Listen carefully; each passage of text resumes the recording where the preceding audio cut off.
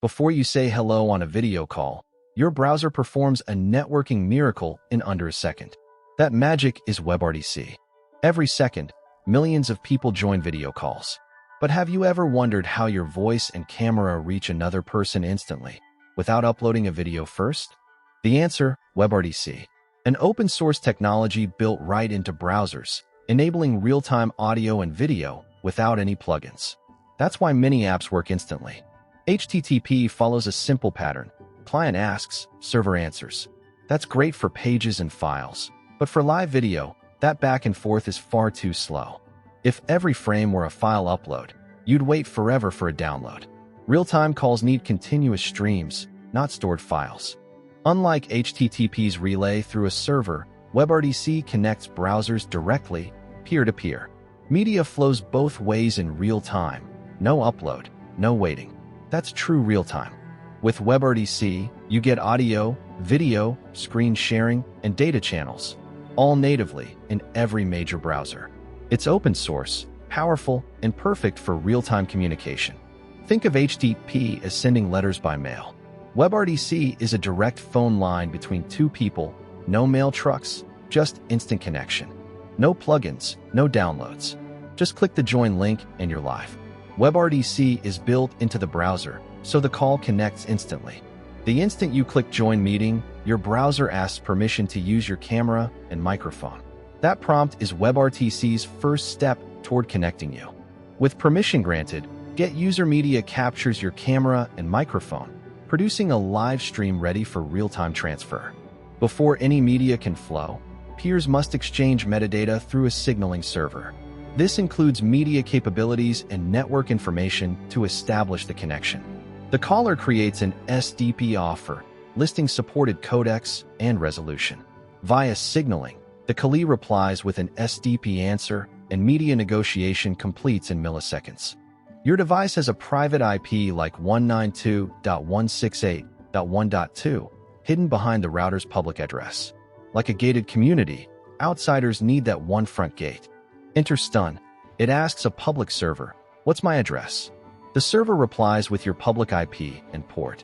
With the public address known, ICE gathers all possible candidates, local and server reflexive, then peers exchange them via the signaling server.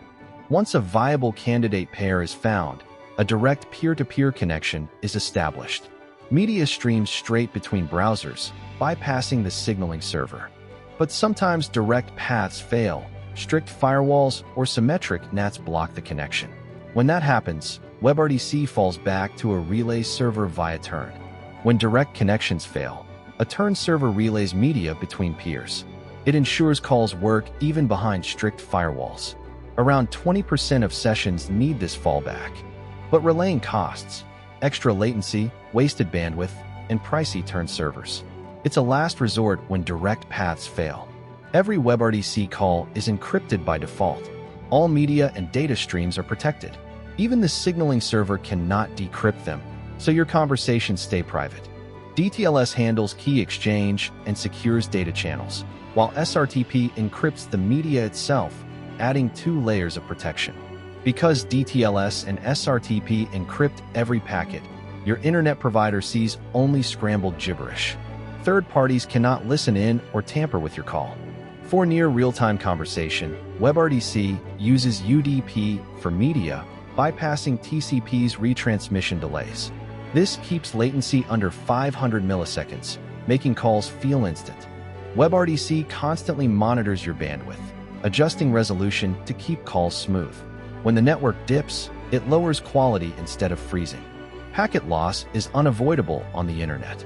WebRTC uses forward error correction to rebuild missing data and retransmission to resend lost packets, keeping calls smooth. A jitter buffer holds packets briefly, smoothing irregular arrivals into a steady stream. Congestion control then prevents flooding the network, keeping calls stable. For group calls, direct peer connections get unwieldy. Mesh links everyone. SFU forward streams. MCU mixes them.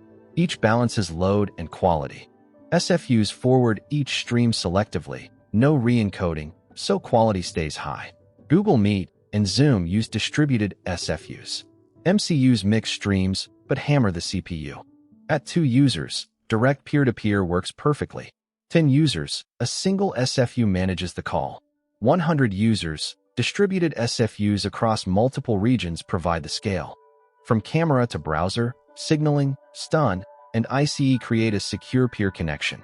Next time you join a call, remember, hundreds of networking decisions happen in milliseconds. So next time your call connects instantly, remember it's WebRTC negotiating network paths, encrypting media, and adapting quality in real time. Next time you join a call, appreciate the silent handshake behind the screen. Share this video with a friend who loves tech.